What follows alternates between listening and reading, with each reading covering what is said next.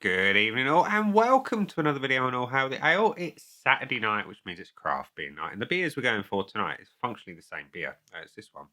It is Jaipur from Thornbridge, but we're doing the can and the bottle. And why am I doing that, you might ask yourself. You might not be, but I'm going to tell you anyway. The reason being is can is just regular run-of-the-mill Jaipur with nothing special about it, but the bottle is bottle conditioned. So I want to see if there's a taste difference between the two.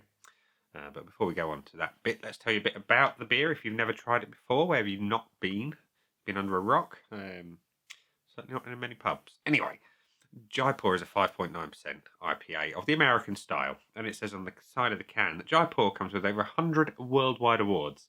This iconic American style IPA has a complexity of flavour created by a six-dimensional hop experience, and your hops are listed as Chinook, Centennial, Artarmon, Simcoe, Columbus, and Cascade. The appearance is straw-like. The taste is meant to be lemon zest and quaffable. I'm not sure quaffable counts as a taste, but anyway. And the aromas are honey and lemongrass, and they recommend pairing it with a Thai curry. And there's a little extra information on the bottle. And it says the Jaipur is our flagship beer, which it is, and it's usually recognised as the first UK craft IPA.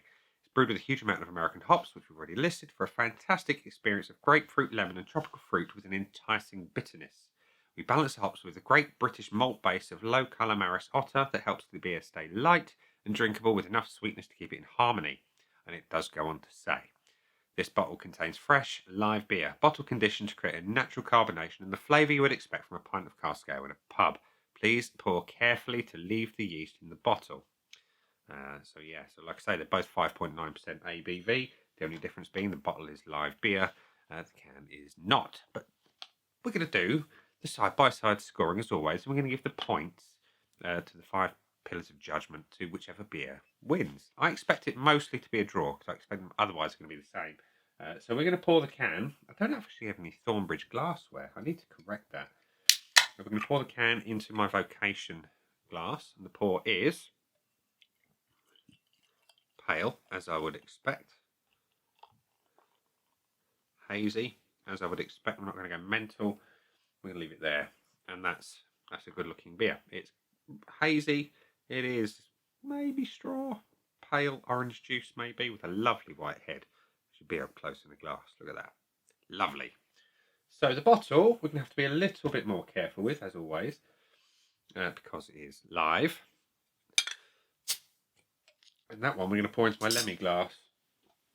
Nice and slow. The pour is pale, so we can get a bit of a head.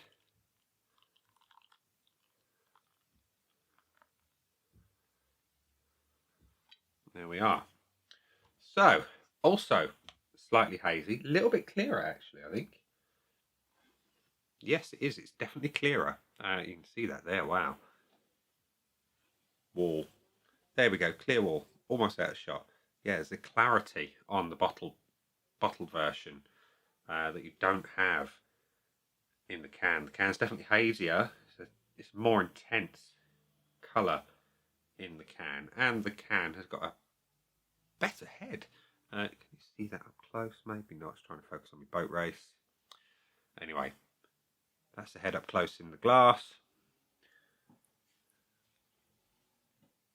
And that head there, it's not quite so compact in the bottle.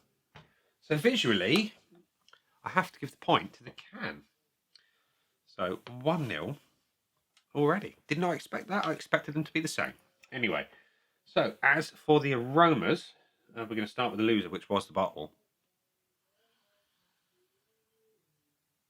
Light, citrusy. There's a slightly tangy malt behind it, whereas the can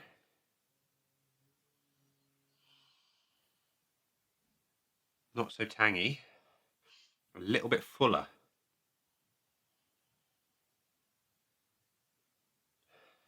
More grapefruity, more pithy.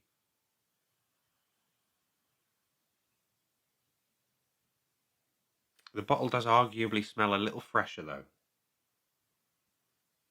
But they are quite different. They are really quite different. This one, like I say, it's fuller, it's slightly sweeter.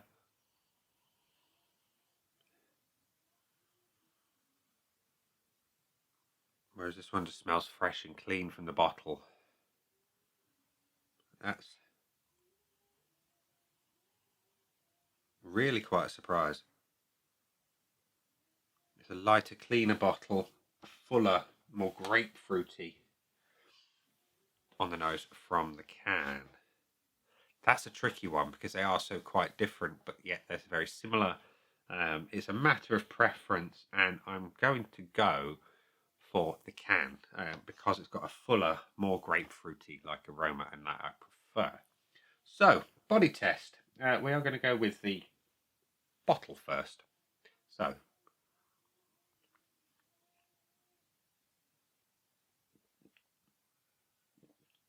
medium weight, good carbonation, lovely mouthfeel.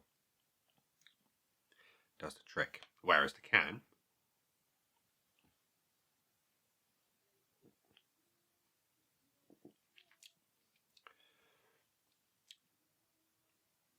it's a little bit smoother.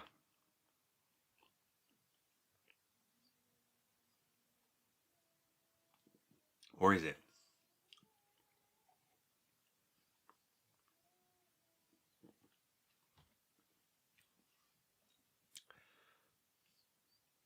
There's very little to call that. So I'm going to give those ones a score draw. So we come to the important bits, the taste and the finish. So we're going to start with a can, just to mix it up.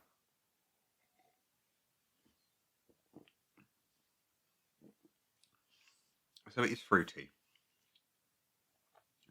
It is light. It is quite hoppy. And it's quite sweet.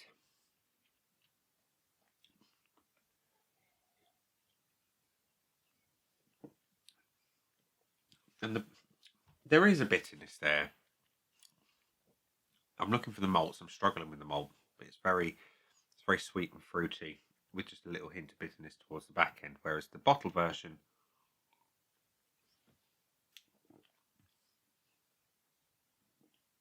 it tastes fresher. It tastes alive, and that's a kind of odd thing to say, but it is a live beer. It's got active yeast in the bottle to create that carbonation, to give it that je ne sais quoi, as they used to say on the old was it the Renault adverts? It was, wasn't it? It's just got more about it. It's a richer, more vibrant flavour, and they are again quite different, really quite different, to the point where they don't taste alike. They don't. That's weird. They're both nice, but the point goes to the bottle. Because it's got that fresher, almost zestier kind of flavour profile to it. And then I think the last time I had a pint of cask Jaipur was in the Woodman in Hanley, and it was a thing of beauty. It absolutely was. It was smooth, it was delicious, it was wonderful.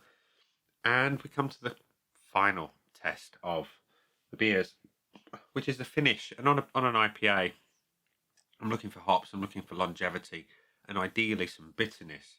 And we're going to start with the loser of the last round, which was the can, even.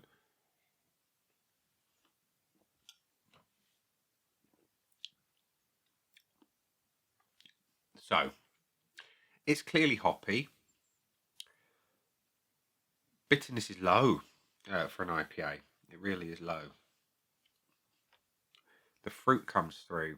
I'm getting a reasonable amount of longevity from it, but it is quite sweet, which,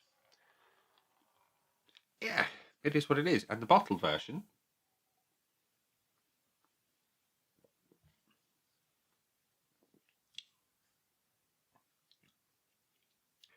is superior on the finish in every way, and it's got more to it. It's got more bitterness. It's got more hops. It's got more freshness. It's got more. It's just got more. It's got more of everything, which means that we have a draw across the board. However, there we go. Let's say 3 to the can, 3 to the bottle. But on the ones that matter, the bottle has got it. So yeah, I'm going to call that one a win for the bottle because the taste and the finish are the most important things for me, and those are where the points were scored, and it was different. So yeah, but yeah, the bottled one is definitely better.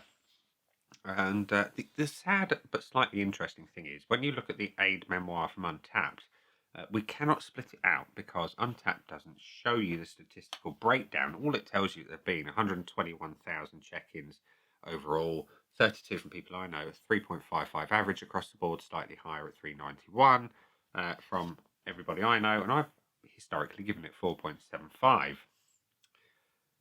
Would that score remain the same today? Well, it would vary between the can and the bottle, let's be honest. I don't know that I would give it 4.75 nowadays. Let's just do that quickly, would I? Okay, so we're going to go for the winner. We're going to score it against the winner, which was the bottle. So let's just quickly whiz down it. So we're going to top off a bit there. But visually, I would score that quite poor. I say quite poor. No, that's a lie. It wouldn't get a full point. It would probably get a half for the visuals because it's just... yeah, I'd give it a 0.5. Aromas on the bottle, again, I wouldn't give it as much as I would have done in the previously. I'd give it the 0.75. It's nice, it's fresh, it's hoppy, it's light, it's clean, but it's not perfect. It's just lacking that va-va-voom compared to the can. The body, can't fault the body, spot on, it's having a point. The taste, again, it's not perfect. I'd give it the 0.75 now. There's things I'd add.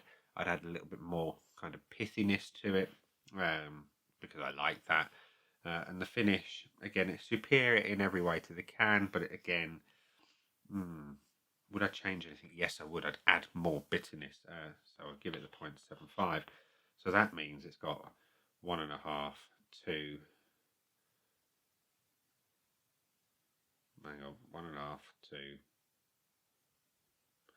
bloody Nora, excuse me. 1.5 to 3.75. There we go. Bloody Nora. 3.75 out of 5. So it's lost a point overall from what I would have given it previously. But yeah, there we are. It's still a great beer. It's just very different between the can and the bottle. And that was the point of the experiment today, was to see what you get. You know, the can. Is it better than the bottle? Arguably no, because on the points that matter, the taste and the finish, for me, the bottle is superior in every way. But visually, you know, the can is a bit of a delight. There we go. So, yeah, take from that what you will. You might disagree with me. Let me know if you prefer the canned version or the bottled version if you've tried both. And we're going to leave it there and say, those have been the beers. I've been me. Them down there are the buttons. You know exactly what to do with them by now. You've got your like, comment, dislike, and subscribe. Choose any combination of them as you wish. And I will see you again soon for another one. Bye for now.